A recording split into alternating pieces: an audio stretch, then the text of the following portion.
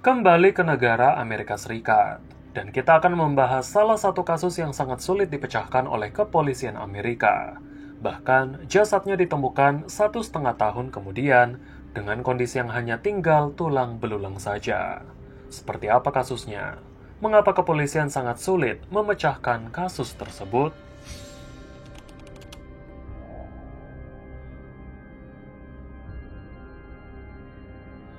Bernama Men Chiji, yang lahir pada tanggal 10 April 1991 di kota Xi'an, sebuah ibu kota dari Provinsi Shaanxi, di Republik Rakyat Tiongkok. Dia merupakan anak sematawayang dan sangat dekat dengan kedua orang tuanya, yang bernama Keiran dan Xiaolinji. Menchi digambarkan sebagai anak yang cerdas serta berbakat dalam melukis dan fotografi. Dia juga mulai belajar bahasa Inggris sejak bangku sekolah dasar dan bercita-cita untuk bekerja di luar negeri, terutama di negeri Paman Sam, Amerika Serikat. Setelah lulus SMA, dia melanjutkan pendidikannya di East China University of Science and Technology, yang berada di kota Shanghai, dan mendapatkan gelar sarjana di bidang teknik dengan lulusan terbaik. Karena kegemarannya dalam belajar dan merupakan cita-citanya untuk pergi ke luar negeri, dia memutuskan untuk mendapatkan gelar masternya di University of Missouri pada tahun 2012 di kota Columbia, Amerika Serikat. Setelah lulus, dia mendapatkan pekerjaan di sebuah perusahaan besar dan bekerja di bagian supervisor. Ketika dia sedang menikmati pekerjaannya, dia bertemu dengan seorang pria yang bernama Joseph Elledge yang bekerja paruh waktu sebagai karyawan magang di tempat yang sama. Joseph merupakan seorang pria yang tumbuh di negara bagian Kansas, Amerika Serikat. Dia melanjutkan pendidikannya di University of Missouri, kampus yang sama dengan Menchi, dan dia merupakan junior dari Menchi. Setelah lulus, barulah dia bertemu dengan Menchi. Beberapa waktu kemudian, keduanya mulai jatuh cinta dan menjalin hubungan pacaran pada tahun 2016. Setelah menjalani hubungan pacaran yang terbilang cukup singkat, mereka kemudian melanjutkan perjalanan ke negara Tiongkok untuk meminta restu serta memberitahukan kepada kedua orang tua Menchi bahwa mereka akan menikah. Pada tanggal 8 September 2017, Joe melamar kekasihnya saat berjalan-jalan di sebuah taman bernama Rockbridge Memorial State Park. Dan setelah pertunangan singkat itu, Joe dan Menchi akhirnya menikah pada tanggal 22 September 2017. Keduanya terlihat begitu bahagia sebagai pasangan suami istri dan dalam akun media sosial mereka menggambarkan hubungan mereka begitu harmonis. Ditambah lagi ketika mengetahui bahwa mereka akan menjadi orang tua dari anak yang akan segera lahir. Pada tanggal 3 Oktober 2018, Menchi melahirkan seorang putri cantik yang dinamai Anna. Namun ketika anak itu baru berusia beberapa bulan, pertengkaran pun mulai terjadi di antara mereka. Menchi yang berencana akan membawa orang tuanya datang dari Tiongkok ke Amerika untuk menjaga serta merawat anak mereka, justru ditentang oleh suaminya. Walaupun suaminya menentang tindakannya tersebut, Menchi tetap membawa orang tuanya datang ke rumah mereka karena memang hal itu juga merupakan tradisi turun-temurun bagi orang di Tiongkok. Ketika anak mereka melahirkan seorang bayi, maka kebanyakan orang tua merasa punya kewajiban untuk pindah bersama putrinya dan membantu anak mereka merawat bayi yang dilahirkan. Sampai dirasa anaknya cukup mampu untuk merawat bayinya sendiri, barulah orang tuanya akan kembali pulang ke rumahnya. Menchi yang sebelumnya masih bekerja, kini sudah membuat keputusan untuk berhenti dari pekerjaannya dan fokus untuk mengurus anak serta menjadi ibu rumah tangga yang baik. Setelah beberapa hari orang tua Menchi berada di rumah mereka, pertengkaran antara Joseph dan Menchi semakin meningkat.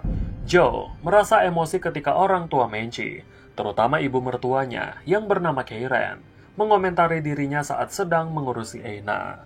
Walaupun sebenarnya Joe tidak paham berbahasa Mandarin, tapi dia tahu lewat ekspresi sang ibu mertua. Dan yang paling membuat dirinya emosi adalah Menchi selalu berbicara dengan orang tuanya menggunakan bahasa Mandarin di hadapannya dan membuatnya tidak bisa terlibat dalam pembicaraan apapun. Joe juga mencurigai bahwa Menchi dan orang tuanya sering membicarakan dirinya, bahkan bergosip tentangnya. Pada bulan Oktober 2018, ketegangan memuncak ketika Joe melihat ibu mertuanya sedang menggunakan telenan dengan cara yang Joe tidak suka. Walaupun hal itu memang merupakan masalah sepele, namun Joe yang selama ini memendam perasaan ketidaksukaannya dengan ibu mertuanya, langsung meluapkan emosinya, dan seketika itu juga dia bersikeras untuk mengusir mertuanya dari rumahnya. Setelah kejadian itu, orang tua Menchi yang tidak terima dengan perlakuan menantunya langsung melakukan penerbangan lebih awal untuk kembali ke Tiongkok. Walaupun orang tua Menchi memutuskan untuk pulang, hal itu tidak membuat hubungan Menchi dan orang tuanya menjadi tidak harmonis. Mereka tetap dekat seperti biasanya dan terus berkomunikasi setiap hari. Menchi terus memberi kabar tentang keadaan dirinya dengan suaminya, walaupun seringkali mereka bertengkar dan berselisih paham.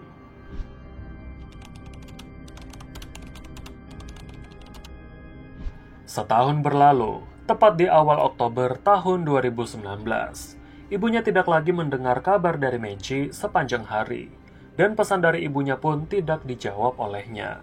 Hal itu membuat orang tuanya merasa ada yang aneh dan tidak beres dengan putrinya.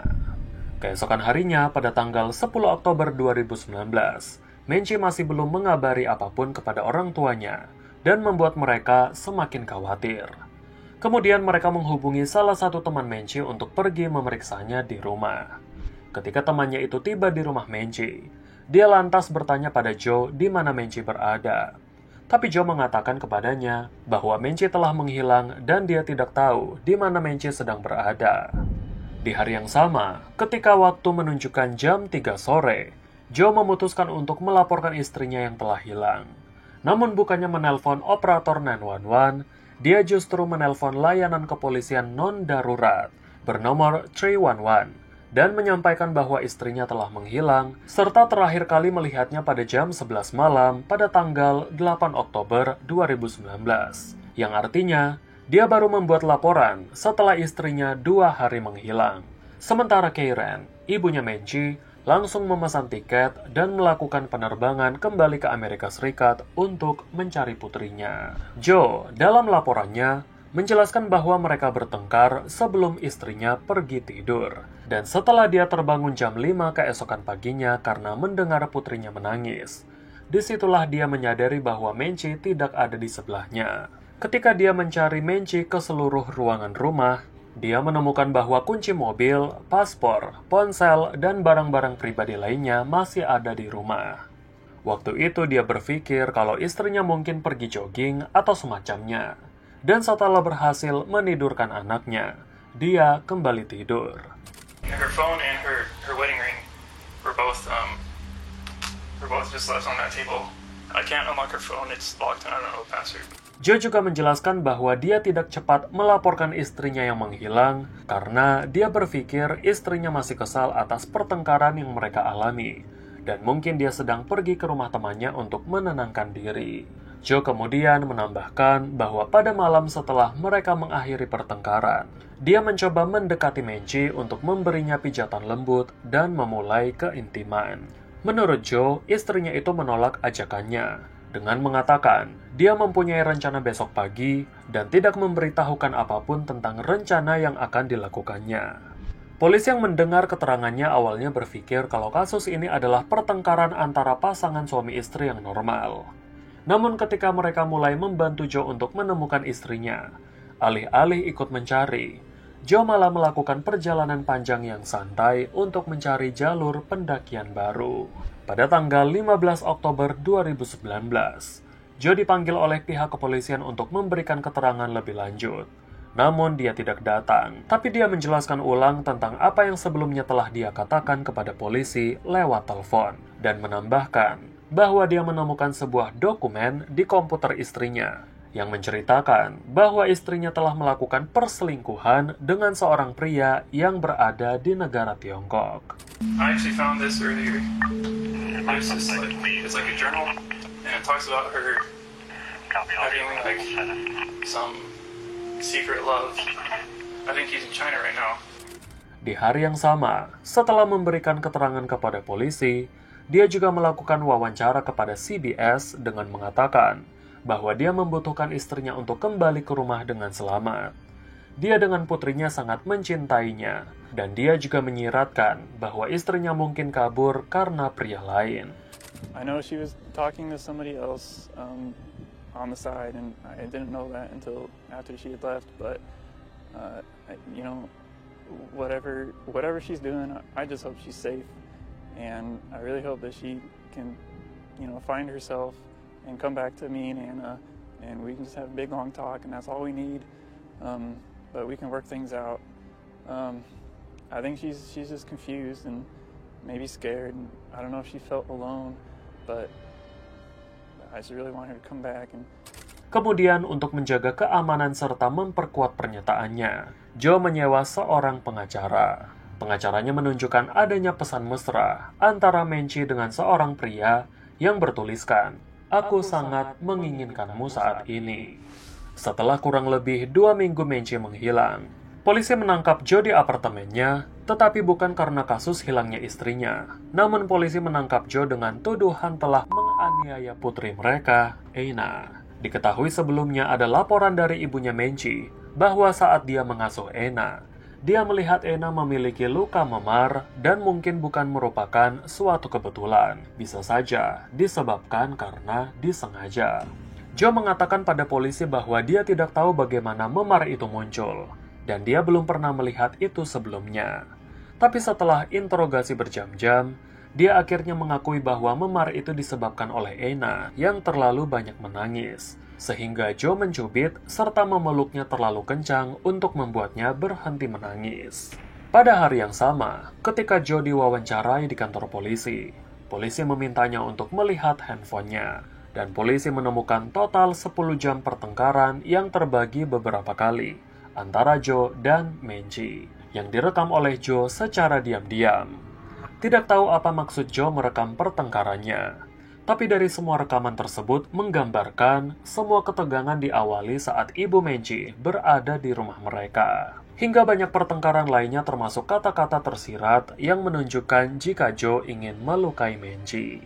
Kemudian atas kasus kekerasan itu, pengadilan menjatuhkan hukuman terhadap Joe dengan membayar sejumlah uang kepada ibu Menchie dan memberikan hak asuh putrinya kepada ibu mertuanya. Kembali kepada kasus hilangnya Menchie, polisi berspekulasi tentang kecurigaan mereka terhadap pernyataan Joe yang bertentangan dengan rekaman yang ditemukan, dan juga sikapnya yang terkesan tidak peduli kepada istrinya yang sudah hilang.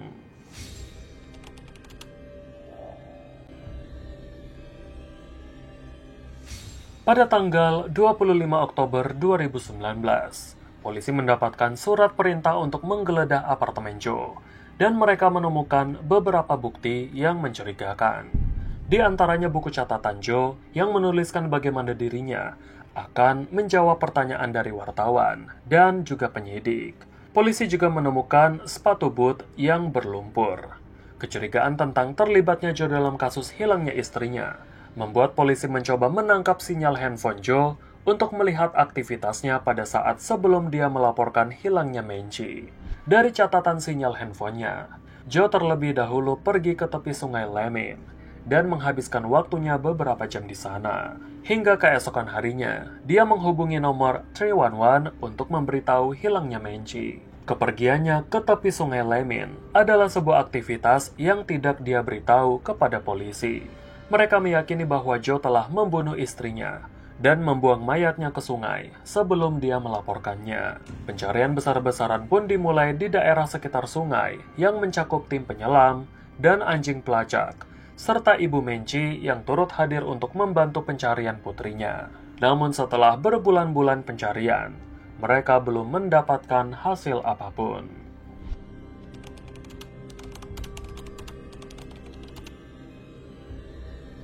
Satu setengah tahun setelah hilangnya Menchie, seorang pejalan kaki yang sedang berjalan melewati kawasan taman tempat Joe melamar Menchie di Rockbridge Memorial State Park menemukan adanya kain berwarna terang yang seketika menarik perhatiannya. Ketika dia melihat dari dekat, tampak sebuah tas, sepatu, tulang, dan sebuah tengkorak manusia. Polisi menerima laporan itu dan segera datang untuk membawa sisa-sisa kerangka manusia serta barang-barang yang ditemukan di tempat itu untuk dilakukan pemeriksaan lebih lanjut. Kemudian, setelah didapatkan hasil dari setiap pemeriksaan, polisi menyimpulkan tengkorak dan tulang belulang yang ditemukan merupakan bagian jenazah dari wanita bernama Menchie G. Rockbridge Memorial State Park diketahui tidak dapat dijangkau oleh sinyal menara seluler. Dan itulah mengapa taman tersebut tidak muncul pada catatan sinyal handphone Joe, sehingga diyakini bahwa Joe melakukan perjalanan ke lokasi yang berbeda, termasuk Sungai Lemhin, untuk membuang mayat Menchie G. Dari hasil analisa, ditemukan bahwa 4 tulang rusuk Menchie mengalami patah yang tidak wajar. Polisi meyakini bahwa sebelum hari ajalnya tiba, dia bahkan telah mengalami banyak pukulan yang membuat setiap tulang rusuknya patah. Sepatu boot yang dahulu telah diamankan polisi saat penggeledahan apartemen Joe menjadi bukti yang mungkin bisa mengungkap kasus itu. Diketahui beberapa hari saat Menchie dilaporkan menghilang, musim hujan melanda kota itu. Kemudian, setelah dilakukan tes di laboratorium pada sepatu boot Joe, ditemukan 12 jenis ranting yang masuk maupun menempel pada alasnya.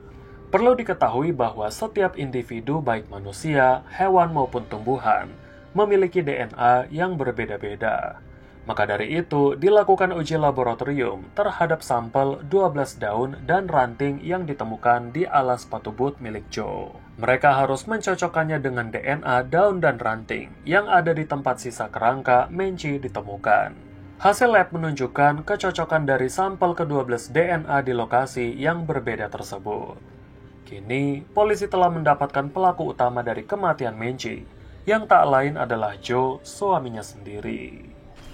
Pada tanggal 2 November 2021, Joseph Elledge dihadapkan dengan persidangan yang menentukan hukuman apa yang tepat bagi dirinya.